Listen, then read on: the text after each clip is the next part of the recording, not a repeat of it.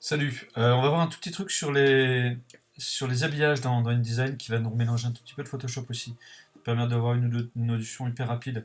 Imaginons que j'ai un truc que j'ai envie de sélectionner super à l'arrache comme ça pour faire un habillage autour dans InDesign. Je vais faire une sélection que je peux générer comme ça gentiment. Voilà. J'ai pas besoin d'être hyper précis et je vais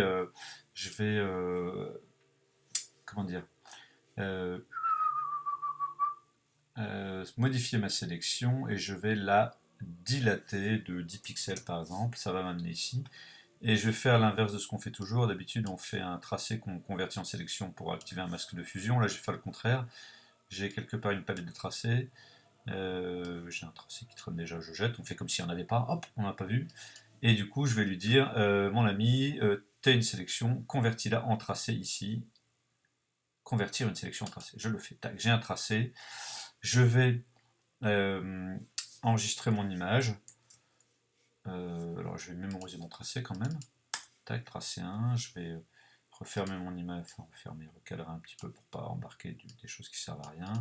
Hop, je vais l'enregistrer sous, hop, en JPEG, pardon, sur le Burlingue. Hop, voilà, ça c'est fait, je ferme cette image, je n'enregistre pas. Je prends cette image qui est arrivée quelque part par ici. Allez, va la chercher sur le bureau. Où est-ce qu'il est mélangé? Qu'est-ce que j'ai fait? Qu'est-ce que j'ai fait de mon image? Qu'a-t-il fait de son image? Elle est là. Tac, hop, on s'en fout. Elle n'était pas à la bonne place, c'est pas très grave. Je me fais un bloc et voilà. Et j'aimerais faire un habillage autour de cette image. Euh, Soit j'ai un import avec une PSD avec de la transparence et je pense que j'ai pas de souci. Là, je vais lui demander de faire un habillage comme ça. Et il ne reconnaît pas le tracé. Ok. Je me dis, ah c'est dommage, j'ai fait un tracé, j'aurais bien aimé qu'il reconnaisse. Je vais rouvrir mon image modifiée avec Photoshop. Et là, dans mon tracé, je vais lui dire, mon ami, ce tracé, tu vas activer le masque dessus. Tracé 1, masque, ok. Je reviens dans InDesign, et là, ça change toute la donne parce que si je prends la flèche noire, ici, la flèche blanche, pardon, InDesign repère le tracé. Il repère le tracé, voilà. Donc il pose, lui, cette forme-là, qui est son tracé, sa forme, son tracé d'habillage, et ici, vous voyez, en marron, j'ai le tracé Photoshop.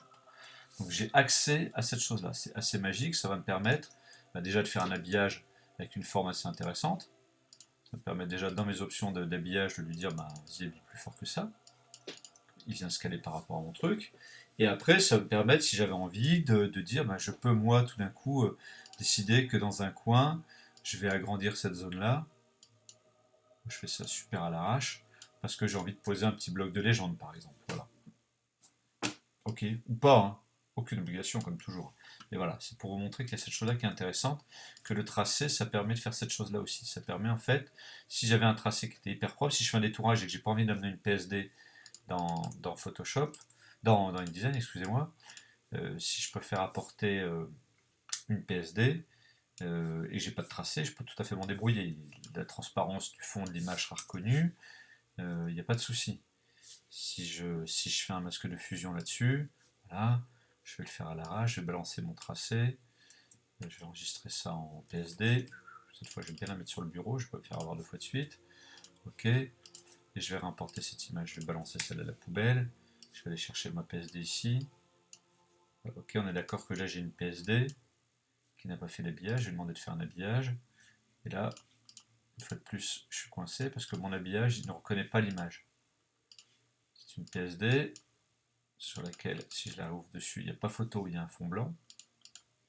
Un fond blanc, un fond transparent.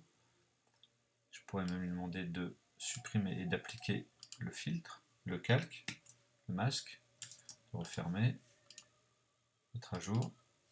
Si j'ai beau faire ce que je veux, il en a un peu rien à foutre. Ok. Donc dans ce cas-là, c'est quoi la solution? Après, c'est de se dire ah j'ai pas envie de me faire un machin, un truc, un tracé bidule. Et ben la meilleure solution, à la rigueur, des fois, c'est juste de dire bah, je vais fabriquer le bloc.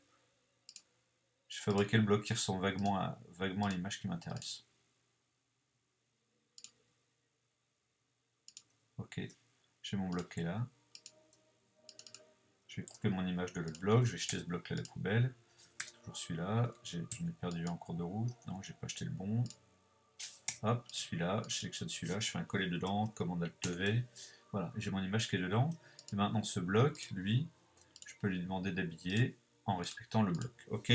Donc deux façons de gérer l'habillage, soit j'ai un tracé qui est reconnu comme étant un tracé, alors ça m'empêche que je peux avoir une PSD plus un tracé, ça ne n'empêche pas l'autre, ok. Si j'ai envie de garder mon fichier transparent, d'avoir une PSD, je préfère ne pas importer les JPEG pour pas perdre en qualité par rapport à mes PSD de base qui n'a pas été compressé, patati patata. Ok. Salut tout le monde.